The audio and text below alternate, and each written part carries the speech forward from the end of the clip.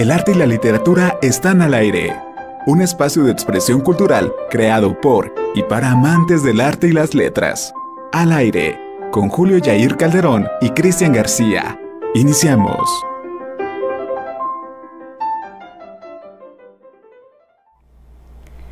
Muy buenas tardes a todos aquellos que sintonizan Al Aire, su programa de la revista Colibrí. Pues como verán, el día de hoy no nos acompañan pues Cristian y Julio, y esto se debe a que todo el mes de marzo nuestras compañeras de la revista estarán aquí con algunas invitadas, trayéndonos temas relacionados pues a la mujer dentro de la literatura, ¿no? El día de hoy me acompaña Lilian Lucio. ¿Cómo estás, Lili? Ya la conocieron.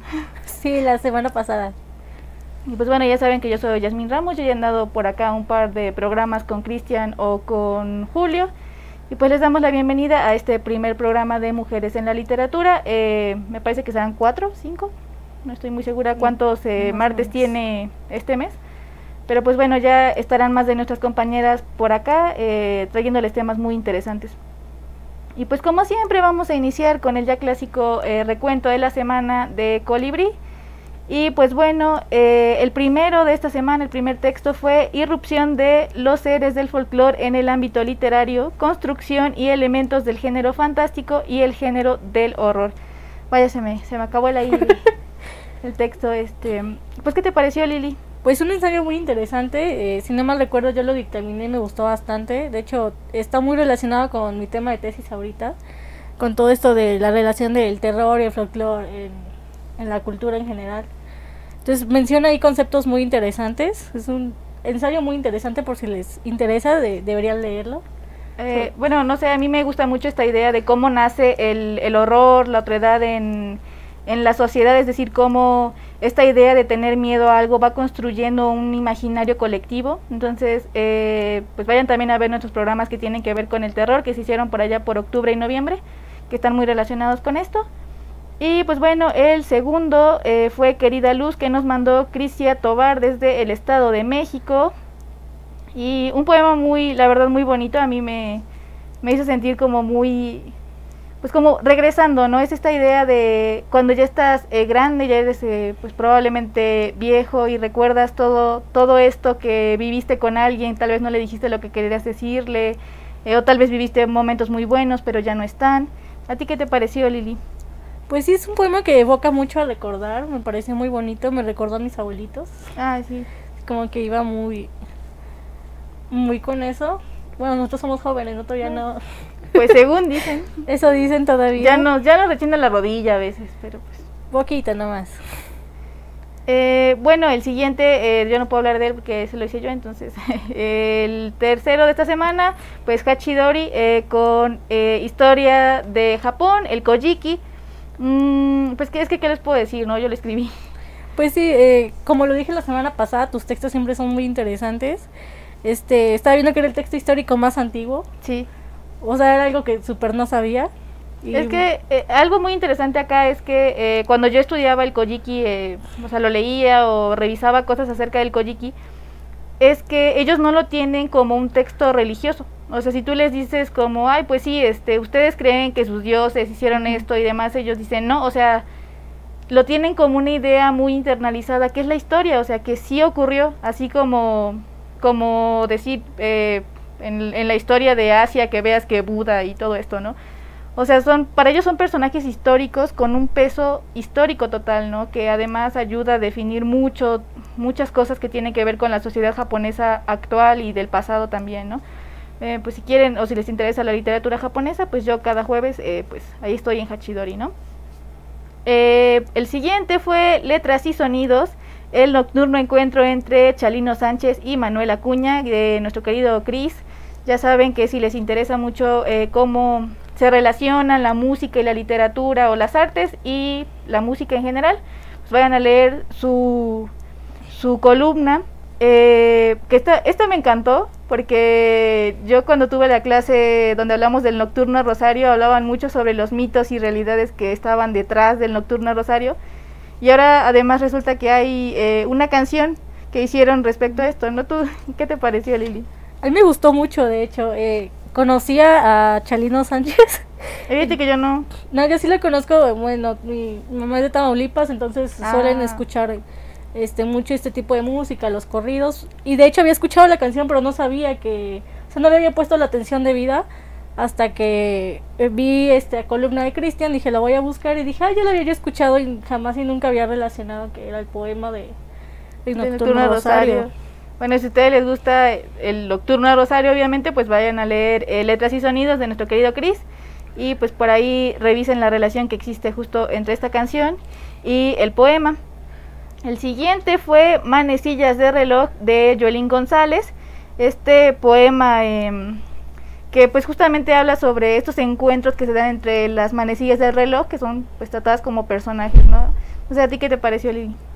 Pues muy bonito, y esta reflexión, ¿no? De que el tiempo no espera a nadie, Claro. el tiempo se va y no somos nada. No somos nada, compa. Me dolió un poco, sí.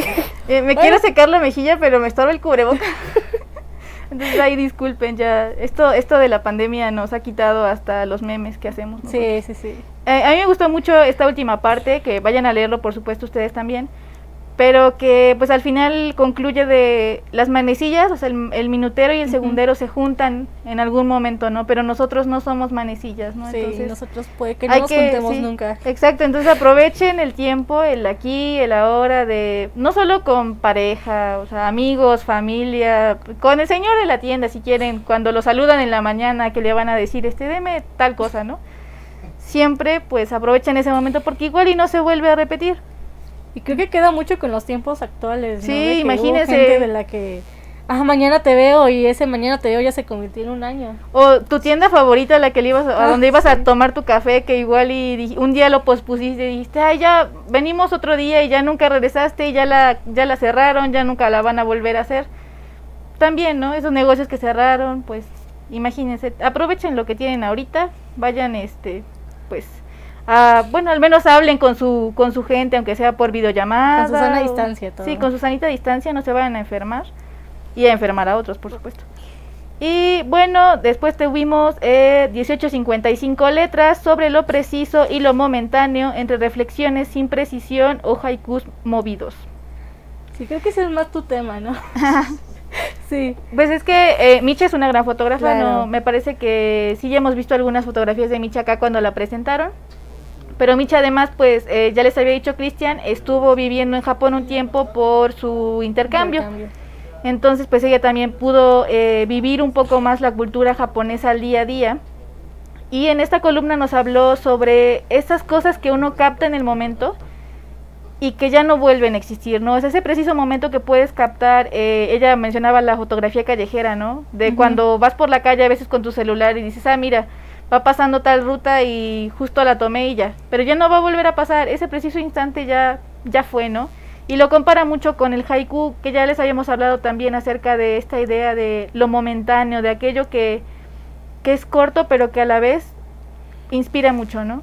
Que ese es el alma del haiku, y que Micha nos lo explica muy bien aquí con también algunos autores, nos habla un poco de Tablada, ustedes ya recordarán pues el maestro de haiku acá en México, uno de los grandes otakus mexicanos y de la literatura, con Octavio Paz también. Ya ustedes los irán viendo por ahí. Bueno, vayan a leer 1855 letras con nuestra querida Micha.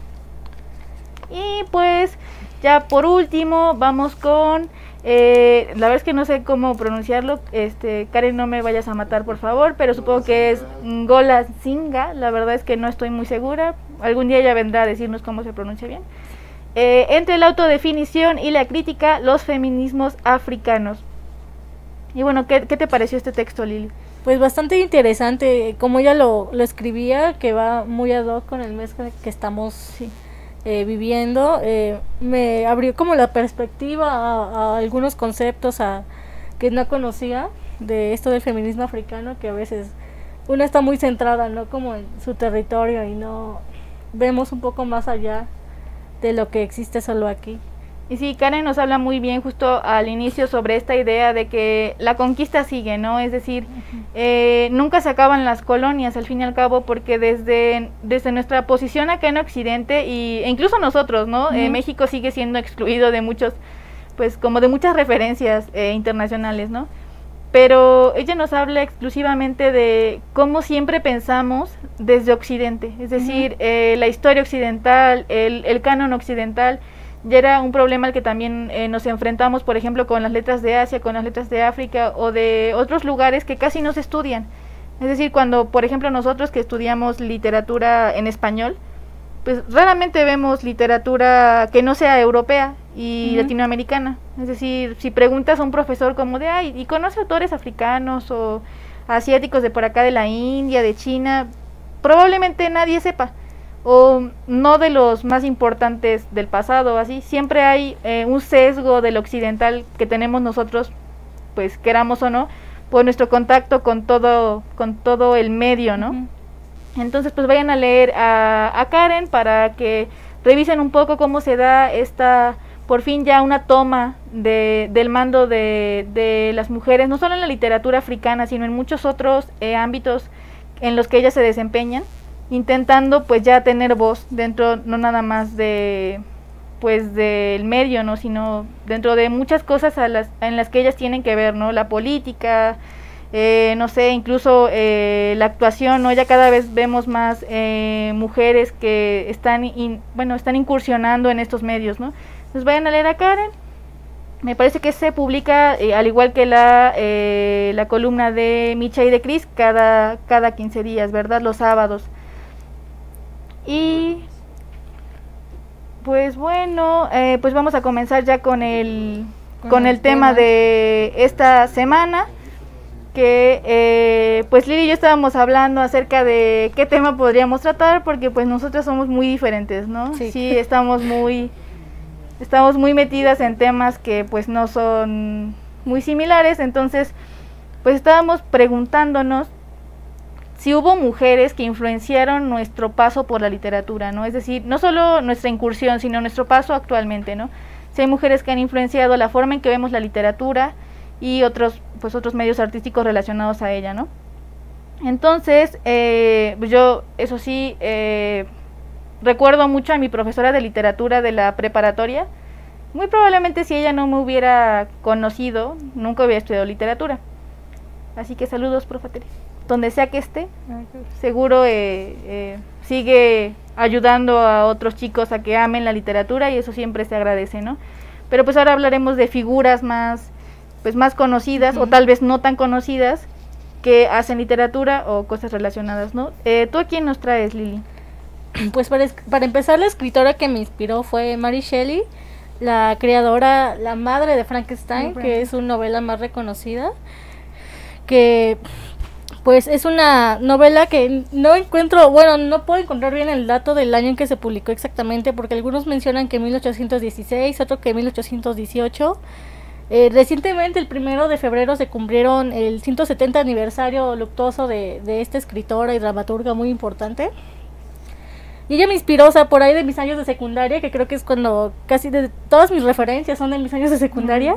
Me tocó hacer una reseña en un libro, yo escogí Frankenstein. Y de hecho la maestra me desanimó porque ella no creyó que yo hubiera escrito esa reseña, pero dije, yo le voy a demostrar que yo sé escribir. Y Mary Shelley me inspiró mucho porque pues ella escribió esta novela a sus 18, 20 años, y dije, yo quiero ser como ella. Lamentablemente aún no ha pasado, pero espero que pase en algún momento todo esto. Todavía no llego ahí, pero aún no llego a crear un monstruo icónico para el cine y la literatura, pero mira, tal vez algún día. Algún día, mira, vamos por el camino. Por menos. Bueno, antes vamos a leer algunos comentarios. Eric Díaz nos dice, hola chicas, saludos Eric, besos a donde sea que estés. Elodie Marro, nuestra compañera de Colibrí, también nos dice saludos Elodie. Y bueno, yo a la primera que les traigo es a Emily Bront. Siempre tuve un problema porque no sabía si era Bronte o Bront, pues yo le digo siempre Emily Bront, que es la autora de Cumbres Borrascosas. Y yo leí Cumbres Borrascosas cuando estaba en la preparatoria. No, era de esos libros pues que no estaban en la biblioteca, pero me lo prestó el bibliotecario. Él me llevaba libros de su casa, o sea, veía que yo iba muy seguida a la biblioteca y que pues ya comencé a repasar los libros porque ya me los había acabado. Bueno, la biblioteca también era muy pequeña, ¿no? No era así que digas, qué gran biblioteca. Y pues no había mucho que leer tampoco. Y él me llevó Cumbres Borrascosas, y cuando la leí, lo primero que pensé fue, wow, o sea, qué mujer tan impactante debió ser ella para escribir, bueno, para crear estos personajes, para crear estos pasajes tan impresionantes, ¿no? Y aún ahora, Cumbres Borrascosas sigue siendo una de mis novelas favoritas. O sea, han pasado los años, la he releído muchas veces y sus personajes me siguen gustando. Los dibujos que hace de estos paisajes, el de los, pues sí, como de los páramos, de la neblina, de estos árboles ya sin hojas, del invierno inglés, me siguen pareciendo preciosas. Y Emily Bront tuvo esa suerte que tuvieron muchas escritoras durante ese tiempo, de que no pudo publicarse bajo su propio nombre. Ella y sus hermanas, ustedes recordarán también a Charlotte Bront, pues tenían que publicar bajo un seudónimo masculino, porque pues obviamente no las publicaban siendo mujeres. Y las tres hermanas, que por cierto tuvieron finales muy trágicos también, o sea, Emily publicó su primer novela, que fue Cumbres Borrascosas, y se murió. Luego su hermana, que no me acuerdo cuál de las dos, también publicó su primer libro y se murió. Y ya a la tercera le costó mucho más publicar, creo que fue la que más duró viva, o sea. Y bueno, las tres publicaban bajo el seudónimo de los hermanos Bell, o sea, cada uno tenía un nombre y eran los hermanos Bell. Y ya muchísimos años después pudieron ya, pues sí, poner su nombre en los libros, ¿no? Y qué importante también es este paso, tener en cuenta que hay muchas mujeres durante la historia que han perdido, o sea, que se han perdido porque no las publicaban bajo su nombre, ¿no? O sea, que le siguen atribuyendo sus obras a hombres porque no las querían publicar por ser mujeres, ¿no? Y bueno, Charlotte Bront, Emily Bront, pues sufrieron esa suerte, ¿no? Bueno, y tú, Lili, ¿cuál es la siguiente? Bien, pues el siguiente es un personaje es un personaje que admiro, que es Josephine Marsh, o Jo Marsh, de Mujercitas. De Mujercitas. Este es un libro que llegó a mí en mi infancia, un libro viejo, de hecho ya estaba hasta amarillo, roto. De hecho fue como mi primera pesadilla literaria porque tenía arrancado el final. Entonces me costó años poder volver ya con el internet, encontrar un libro y poder leer el final. Pero sí tenía arrancado las últimas páginas. Y el personaje de Jo siento que es muy adelantado a su época. Creo que muchas quinceañeras querían ser como ella, esta chica rebelde y fuerte y creativa, porque pues era escritora. Y pues es un libro muy bonito, es un libro de Louisa May Alcott, que hace unos 150 años, sí, el libro ya es bastante viejo, pues es más o menos por allá, está inspirado en la Guerra Civil, por los tiempos de la trama, Guerra Civil. Es por los tiempos de la Guerra Civil, se publicó un par de años, 3 años después de que termina este conflicto, y pues la historia de estas 4 niñas, ¿no? Y su etapa de cambio en la adolescencia, y justo cuando lo leí yo tenía unos 12 años, más o menos 11 años, entonces era esta etapa, este cambio. Y aunque Josephine Marsh no era mi personaje favorito del libro, sí era el que más admiraba y era como, yo quiero ser como ella, así de fuerte y rebelde, pero al mismo tiempo muy responsable de las cosas que hacía. Y además es un libro que ha trascendido épocas, ¿no? Apenas ahorita que salió la película no hace mucho tiempo, pues sus personajes siguen empoderando a muchas mujeres, ¿no? Decir, qué chido que esta chava pues tenga la fortaleza que tiene, ¿no? Incluso ahora me parece que es un libro que cruzó el tiempo y que sigue siendo, o sea, que sigue estando vigente.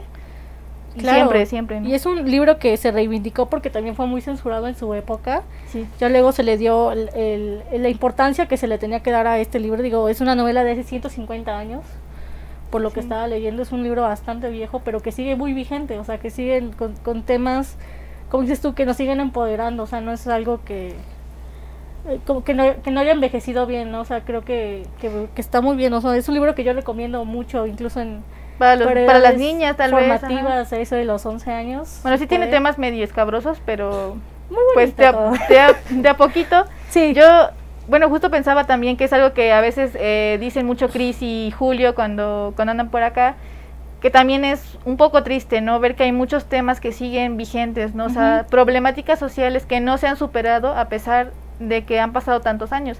O sea, Mujercitas habla de muchos temas de discriminación o de exclusión a las chicas que siguen muy vigentes en muchos lugares, o sea, incluso con nosotros todavía está, o sea, sí estamos dando pasos poco a poco, pero siguen existiendo. Entonces, pues sí, también ver estos libros que hay un lapso de tiempo tan amplio entre ellos y nuestro tiempo, pues sí comenzar a hacer cambios reales que puedan asegurarnos que el futuro sea un poco mejor también, ¿no? Bueno, antes vamos a leer algunos otros comentarios. Nos dice Loli Ramírez, supongo. Saludos Loli. Y Andy Castillo, ay, hola Andy. Hola, ya saludos. Antes estaba acá con nosotros en OM. Qué bueno que nos estás viendo. Bueno, la siguiente que yo les traje es no una escritora como tal, es decir, no escribe novelas o cuentos, sino que hace manga, que es Hiromu Arakawa. Yo creo que de los primeros mangas que yo leí en mi vida, bueno, estuvieron Death Note, pero después estuvo Full Metal Alchemist. Y todavía es el tiempo, apenas me volví a leer el manga, lo tengo por ahí en mi librero. Sigue teniendo personajes que me han no solo cautivado, sino que me han ayudado a ver la vida de diferente manera, cada uno con sus problemas, cada uno con sus fortalezas. Y Arakawa hizo muchos personajes femeninos muy interesantes, o sea, muy fuertes, que a su manera, o sea, no tenían tal vez poderes como los protagonistas, pero tenían una fortaleza que las ayudaba a seguir dentro de su propio medio, ¿no? O sea, personas dentro del Estado, dentro de la policía, que se alzaban por encima de sus pares masculinos. Y de verdad, Arakawa dentro del mundo del manga también fue un hito impresionante, porque por el tiempo en que Arakawa publicó Full Metal Alchemist, casi no había mujeres que publicaran en ese género. Todavía es el tiempo que dentro de los animes de pelea, dentro de los mangas de pelea, hay muy pocas mujeres. Y no porque ellas no quieran hacer mangas de pelea o animes de pelea, sino porque es un mundo exclusivo para los hombres. Todavía se les sigue poniendo muchas trabas, o incluso cuando están dentro terminan tan estresadas que se salen, porque es un mundo completamente de hombres, ¿no? Ya en algún momento creo que les había platicado que estas revistas pues sí, tienen editores masculinos, tienen directivos masculinos, y al final son personas que se ayudan entre ellos, pero cuando una mujer entra pues no saben qué hacer con ella. Entonces hay muy pocas mujeres en el mundo del manga. Arakawa es una de ellas. La creadora de Kimetsu no Yaiba también es mujer. La de The Promised Neverland también mujer. Entonces, cuando yo conocí a Arakawa, fue la primera vez que yo pensé que me encantaría hacer cómic. La primera vez. Y todavía es el tiempo que pienso que si en algún momento llego a hacer cómic, me encantaría que mis personajes sean tan conocidos como los de ella, y que inspiren a tantas personas como lo hizo ella, ¿no? Porque tantos años después, sus historias siguen ahí. Sigue habiendo personas que ven el anime, que leen el manga y que lo buscan, y que se enamoran de sus personajes y que se inspiran con ellos. Entonces, Arakawa es mi segunda. Bueno, ¿y tú, Lili? Bueno, mi tercera es un personaje, es Aura, de la novela Aura, de Carlos Fuentes, de 1962, que de hecho es mi novela favorita. Y aquí hice un poco de trampa porque técnicamente es un 2x1. Sí. Si ya leyeron la novela van a entender por qué es un 2x1 de ella y Consuelo Llorente, pero pues es súper bueno. Es que la novela ya es muy mística, ya la de brujería, y son temas que a mí me fascinan. Entonces el personaje para mí es como el más misterioso de todos. Y no sé, o sea, es mi personaje favorito, es súper misterioso.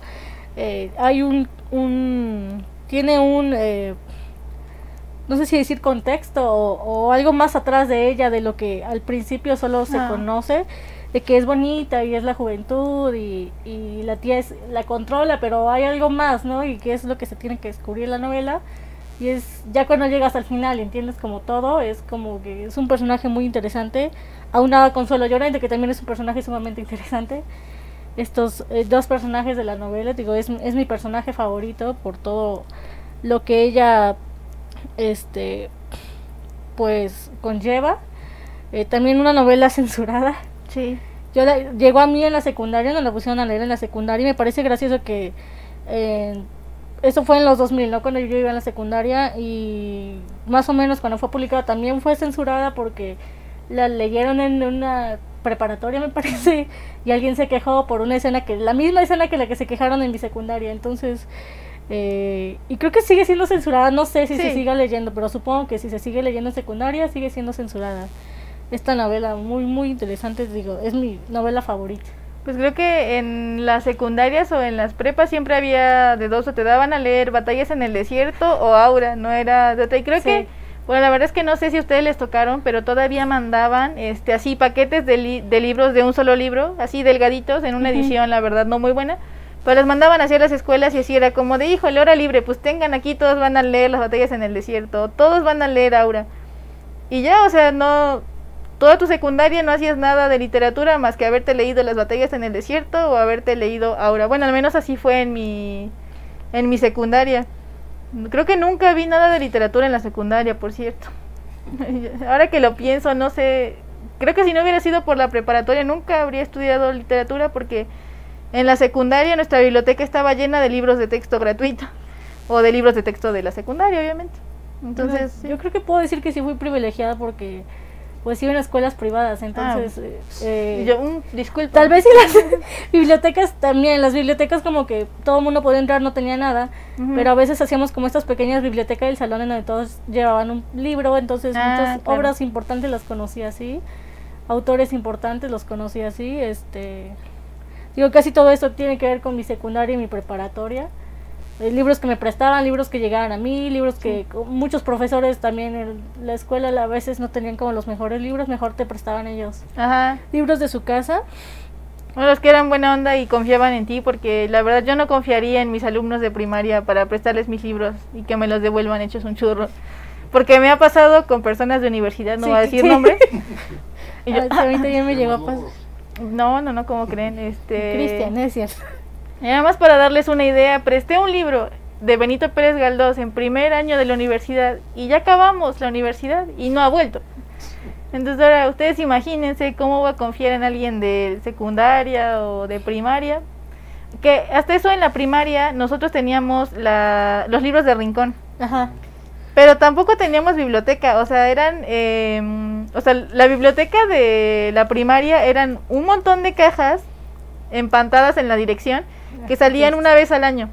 Entonces digamos que era junio o julio y ya sacaban, como por julio o agosto, que era recién habíamos entrado, sacaban todas las cajas y se las repartían a los profesores dependiendo del grado que dieran, ¿no? O sea, a los más chiquitos les daban los ilustrados y ya a los de sexto les tocaba casi puro texto.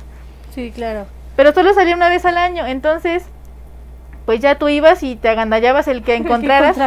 Pero yo que no, pues que no era muy de aventarme ni nada, o sea, era muy callada, pues así me esperaba que todos eligieran y el que quedara es el que agarraba, porque pues siempre alguien tomaba los que yo quería primero. Y así leí, por ejemplo, Los Hermanos Grimm, así conocí pues la historia de la Cenicienta y de las hermanastras, de la Princesa y el Guisante. Y yo no tenía ni la menor idea de que eran, de que los hermanos Grimm eran gente importante, ¿no? En el mundo de la literatura. Ya hasta que llegué a la preparatoria y todo el mundo hablaba de los hermanos Grimm y yo así de... Y pues bueno, justo hablando de este como, pues folclore, ¿no? Mi tercer personaje es justamente Sherezada, que yo me acuerdo que la primera vez que supe de las 1001 noches creo que fue por las Tres Mellizas. No sé si ustedes alguna vez vieron las Tres Mellizas. Esa caricatura. Que pues también, ¿no? Sí. Personajes femeninos, ¿no? Ellas y la bruja que las enviaba a lugares bien raros del tiempo. Claro. Y creo que hay un episodio, la verdad, no sé si es en esa caricatura o si es en otra, de Ali Baba y los 40 ladrones. Pero justo en eso, a mí se me hace súper interesante que Sherezada hubiera sido lo suficientemente inteligente para decir... para entretenerlo, bueno. O sea, para buscar un plan primero, porque ya llegó ahí como de sacrificio. Sí. Como en los Juegos del Hambre, de pues ya yo me ofrezco porque no hay de otra. Y luego se le tuvo que ocurrir algo para decir, tengo que sobrevivir a como de lugar. Y también mi hermana, ¿no? ¿Sí me parece? Entonces, ¿qué es lo que hace Sherezada? Pues comienza a contar una historia cada noche al rey, pero nunca la termina, o sea, le dice, bueno, y la continuación mañana. Y ya al otro día le daba le daba el final de esa historia y comenzaba otra, pero otra vez no la terminaba. Y así, como el rey quería seguir sabiendo la continuación de la historia, pues no la mataba y así, ¿no? Se supone que por 1001 noches. Que bueno, la versión que yo leí de las 1001 noches era también así, de esas para niños, ¿no? Delgadas. Sí. Ya mi sorpresa fue cuando llegué a la universidad y fui a la biblioteca y 3 tomos gigantes de las 1001 noches. Y yo dije, pues, ¿a qué estamos, no? Y ya me fui llevando uno por uno. Pero súper genial, yo decía, wow, o sea, Sherezada se rifó, se la rifó porque no solamente consiguió que, pues, que salvaran su vida, ¿no? O sea, se ganó todo el paquete, básicamente. Sí. Entonces, pues, Sherezada todavía sigue siendo uno de mis grandes ídolos. Todavía es la fecha en que sus historias me siguen impresionando. Y creo que muchas historias importantes que vienen de, de las 1001 noches, pues, siguen todavía vigentes, ¿no? Yo he visto muchas más historias como de, pues justo del genio, de los 40 ladrones, obviamente de Ali Baba, de Sinbad y todas esas que vienen y que nacieron de las 1001 noches y que ahora están en el imaginario colectivo y que ya probablemente muchos no saben ni de dónde vienen, pero pues bueno, Sherezada. Claro, porque, bueno, yo conocí el personaje por los Looney Tunes. Ah, hay un capítulo de los Looney Tunes sobre Sherezada que creo que es Bugs Bunny. O sea, creo que se viste de... Ni siquiera es interpretado por una mujer, o sea, es Bugs Bunny. Sí. Pero de ahí vas conociendo muchas referencias, igual creo que los Simpson, muchas caricaturas, hay referencias literarias que a veces no entendemos muy bien de niños, pero ya luego de grandes o no tan grandes, ya nos damos cuenta. O a veces de chiquito lo ves y dices, ay, mira qué chistoso, o sea, es gracioso en general, pero ya cuando estás de grande dices, yo vi un capítulo de los Animaniacs hace 20 años y ahí venía esto.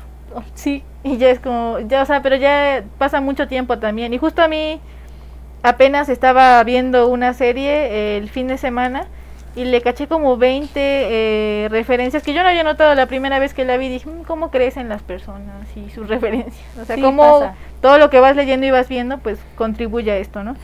Antes tenemos un comentario de Cristian que nos está vigilando, por cierto. Ustedes no lo ven aquí a cuadro, pero está allá al fondo. Nos susurra al oído. Y tiene una tabla ahí porque dijo que si algo sale mal, hay tabla.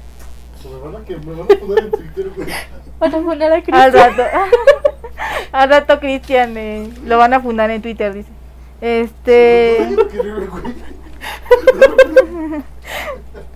Y bueno, nos dice Cristian. Dice, yo me acuerdo que teníamos el rincón de lectura, que literal era un cuarto en el rincón del patio, y según podías ir a leer en el recreo, pero siempre estaba cerrado por lo que valía cheto. Pues así yo me acuerdo de mi biblioteca de la secundaria, les digo, entré una vez porque nos hicieron exámenes de la vista y como no había otro espacio, pues nos llevaron a la biblioteca. Y la segunda vez entré con mi profesora de literatura que dijo, hay que ir a buscar libros para que aprendan a citar. Y bueno, nunca nos enseñó a citar. Y tampoco había libros. Entonces, bueno, había como 2, pero en súper mal estado y todos los demás eran, pues, de los que mandaba la SEP para nosotros, ¿no? Quizás que todavía hoy esos espacios de lectura, pues, no se abran, ¿no? O sea, que es como, sí están los libros y todo, pero pues es pérdida de tiempo, ¿para qué? O pérdida de dinero, afortunadamente ahora hay internet y es más fácil, pero antes cuando eras niño no tenías como tanto acceso y era buscar libros donde se pudiera, o sea... Yo leí Mujercitas, no sé quién era, o sea, que estaba ahí, ya estaba hasta amarillo y las orillas todas feas, de que pues estaba ahí botado, de que nadie lo quería. Y el final arrancado, entonces a veces así es, uno tiene que buscar libros de donde se pueda o los textos que uno quiere leer de donde se pueda. Yo me acuerdo, bueno, ustedes también cuéntenos sus anécdotas de bibliotecas feas, pero la del municipio de donde yo soy, no voy a decir Texutlán, su biblioteca municipal, primero está atendida por becarios, que yo no diseño a los becarios porque yo también soy becaria y he sido becaria otras veces, pero la verdad es que les vale. O sea, voy y pregunto, creo que fui a preguntar por un libro muy clásico de algún autor muy famoso seguramente, y se quedan viendo así como de, híjole, ¿tú sabes quién es? Y ya me dijeron, pues ahí métase a ver, y ya entré a ver qué había. Y nada, o sea, los de matemáticas estaban unos donde se supone que iba historia, o sea, todo revuelto, no hay nada clasificado ni nada. Y yo, ¿cómo de esas bibliotecas? Que sí, creo que sí lo tenemos, señorita, pero a ver, vaya y búsquela entre los 2000 ejemplares que hay allá adentro, pues ¿cómo? O sea, por favor ordenen sus bibliotecas. Y especialmente las del estado, por favor. Sí, por favor.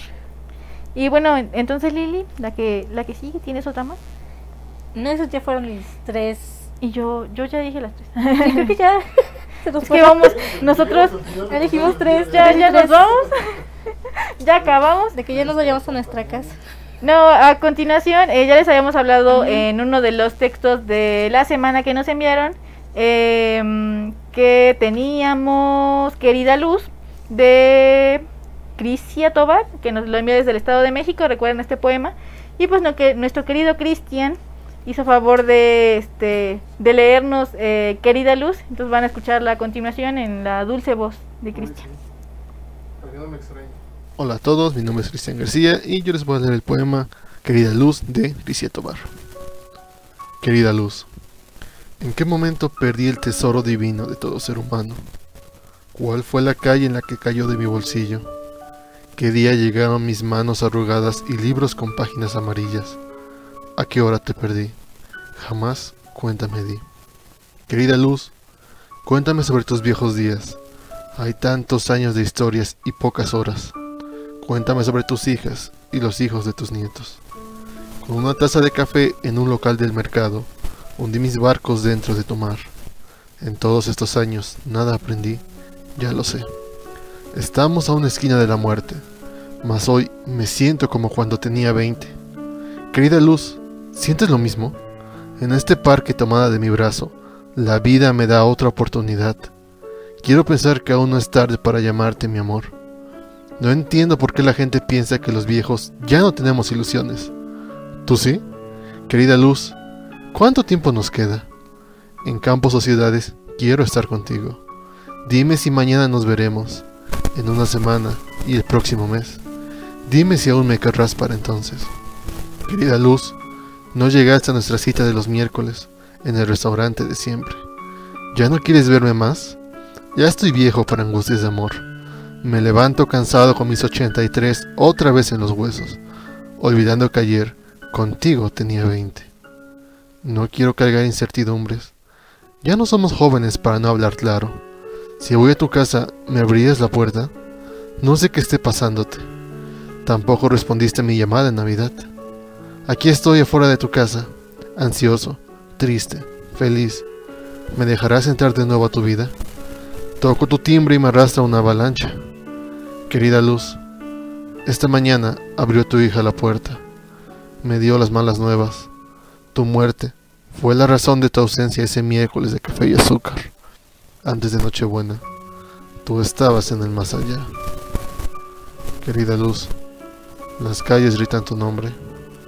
Hoy fue el panteón a dejarte flores. Solo tengo una lápida que no responde mis preguntas. Me quisiste tanto como yo a ti, querida amiga. No te olvidaré jamás. Querida Luz, apacible Luz, mi querida Luz. Y pues bueno, ahí estuvo nuestro querido Cristian García. Para que no le extrañen este tiempo que no lo van a estar viendo por acá, él va a venir seguramente a vigilarnos, A molestar. pero pues no lo van a estar viendo a cuadro. Pero pues recuerden que una vez que termine este mes, pues él y Julis Luris regresarán por acá a deleitarlos con su hermoso rostro. Y pues bueno, les recordamos que si quieren que sus textos sean leídos aquí, o sea, por alguno de los conductores o de los integrantes de Colibrí, pues sigan mandando sus trabajos a revistacolibri@gmail.com. Julio. Y lo podrán ver, por supuesto, publicados en colibri.wordpress.com, ¿no? Y bueno, si ustedes quieren dramatizar o leer alguno de sus textos, o sea, ustedes mismos con su hermosa voz, pues también pueden mandarnos sus audios. Y pues recuerden que tenemos convocatoria abierta todo el año. Entonces, sí tenemos eventos especiales, por ejemplo, los recopilatorios de terror, o tal vez en Navidad de este año se arme otra cosa, pero pues mientras tanto, todo el año, los 365 días y sin vacaciones, pues pueden mandarnos sus textos y ahí los vamos a estar leyendo. Recuerden que pues el proceso de dictaminación es un poco tardado, entonces no se desesperen si su texto pues no lo mandaron ayer y todavía no lo publican, porque pues ya hay una lista de textos que se van a ir publicando semanalmente, ¿no? Entonces esperen, y si su texto es publicado o si va a ser publicado, les mandaremos un correo de confirmación para que estén pues al pendiente, ¿no? Y pues bueno, seguimos hablando de figuras en la literatura que nos hayan inspirado, pero también, justo como hablábamos al inicio, pues de mujeres que nos han ayudado a tomar este camino, ¿no? Yo les decía, mi profesora de literatura sigue siendo una de mis mejores amigas. Hasta la fecha todavía viene de vez en cuando a visitarme y a tomar café y a ver películas. digo, de tantas profesoras de literatura que tuve, que una me salió buena, ¿verdad?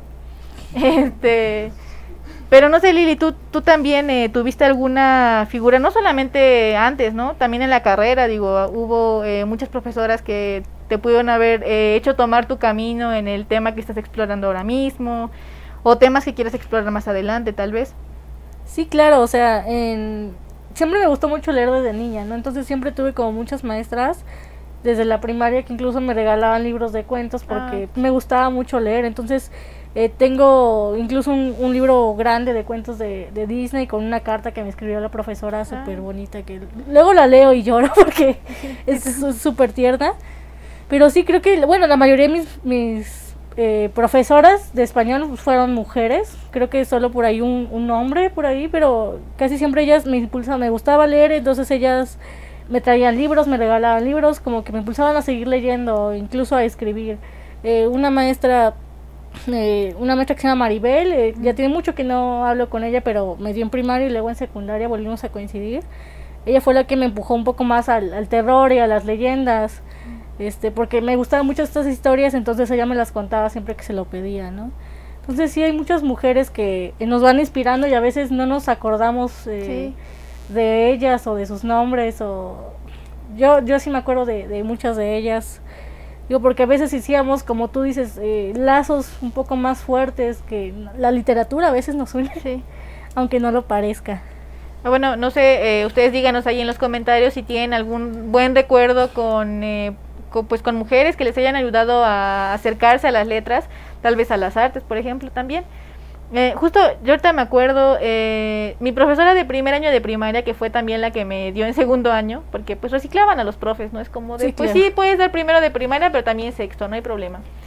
Y ella me dio primero y segundo año, y me acuerdo que en ese tiempo hubo un programa de la SEP que les enviaba a los profesores el Quijote, que fue la edición, no recuerdo por cuántos años, pero que también estas ediciones de pastita dura que saca cierta editorial, que no voy a decir su nombre. Pero ustedes saben cuál es. Pero ustedes saben cuál es. Si nos quieren patrocinar. Y bueno, esta edición blanquita les mandaron, y mi profesora tenía la costumbre de todos los días leernos una parte del Quijote. Y a final de, pues sí, como del año, pues nosotros le hacíamos un resumen, ¿no? Estábamos aprendiendo a escribir en segundo año. Y le hacíamos un resumen, como pues en este capítulo Sancho hizo tal cosa. Y ya, ¿no? O sea, tu resumen de una cuartilla tal vez, de tantos capítulos que leímos. Y me di cuenta, ya cuando llegué a la carrera, cuando ya tuve que leer el Quijote en forma, o sea, las 2000 y tantas páginas, me di cuenta de que yo reconocía muchos pasajes y no recordaba por qué. Y después me acordé que mi profesora, que ya murió hace un tiempo, la profesora María Elena, nos leyó el Quijote segundo año de primaria. Y, o sea, son de esas profesoras que igual y en ese tiempo no te diste cuenta, pero te iban empujando poco a poco a algo que llegó mucho tiempo después. O también a veces, pues como pasa, te hace que pues no te guste tanto, ¿no? Pero pues en mi caso ella comenzó y ya como que mi profesora de la preparatoria cerró el ciclo, ¿no? Y ya, hasta que dije, pues ya letras, ya. Sí, incluso muchas personas han dicho que no han tenido acercamientos muy agradables a la literatura clásica te avientan el Quijote en sexto de primaria, vas a decir, no, es muy aburrido. Pero al menos yo en la secundaria tuve buenos acercamientos, mi profesora nos presentaba el Quijote, el mío sí, de maneras diferentes, en cómics, en cosas más divertidas, que creo que es dinámicas. Creo que lo que te aburre es el hecho de que te obliguen a leerlo. Sí. Porque cuando de pronto te dicen, yo les voy a leer esta hermosa historia de tal cosa, y tú ni te das cuenta. Ya es cuando te dicen, porque depende de eso tu calificación, te vas a leer tal libro y te lo lees a la fuerza. A mí, la vida es sueño, hasta la fecha no la tolero. Me da sueño, o sea, la vida es sueño, me da sueño. Yo recuerdo que lo representamos con una pequeña obra de teatro, nos pusimos corsets y no sé qué. Entonces sí fue como más interesante la manera en la que planteamos. Digo, a veces también los profesores no tienen vocación, es como te avientan un libro de 1500 páginas y órale, léetelo, puedes decir. Sí, es como yo no te voy a enseñar ni te voy a transmitir mi gusto, pero toma este libro de 1500 páginas, La Divina Comedia, y léelo. Que todavía, a mí me encanta la Divina Comedia en el infierno y el purgatorio porque hay mucha sangre y sufrimiento, pero claro, ya el paraíso es como... El Paraíso es muy aburrido, pero pues pueden conocer al primer gran frenzoneado de la literatura. Iba a decir el primer gran simp. Ya basta. También, pero... Es otro tema. Antes vamos a leer un comentario de Alex Martínez. Dice, mi madre, que es maestra, Oh. se robaba libros de la biblioteca para nosotros. Como no las revisaba, nadie se daba cuenta. Y Sí. fíjense, esto es muy chistoso porque mi roomie, Janet, saludos, también tenía como eso. Creo que su mamá trabajaba ahí, también en la escuela donde ella iba, y luego sacaban los libros sin que se dieran cuenta. Y ella también, de hecho, es maestra de literatura y estudió en el mismo colegio que nosotros ya hace un tiempo. Pero qué chido, digo, si se los va a llevar para que alguien los lea, de que estén ahí, pues lléveselos. Yo tengo una amiga que se llevó de los libros del Rincón mi libro favorito de la primaria. Y fue muy chistoso porque nos encontramos ya en la universidad y un día hablando de libros del Rincón que nos gustaban, acordamos que nos gustaba ese libro en específico y ella como así en secreto me dijo, yo me lo robé, yo lo tengo. Y me lo prestó y sí es cierto, y está muy bien cuidado, la verdad. Yo siento que mejor cuidado no podría estar. Seguro en la biblioteca del Rincón no lo iban a cuidar ni nada. Sí, en mi caso fue mi papá, trabaja en una secundaria, entonces de que ya van a tirar estos libros y él los rescataba sí. y me los llevaba.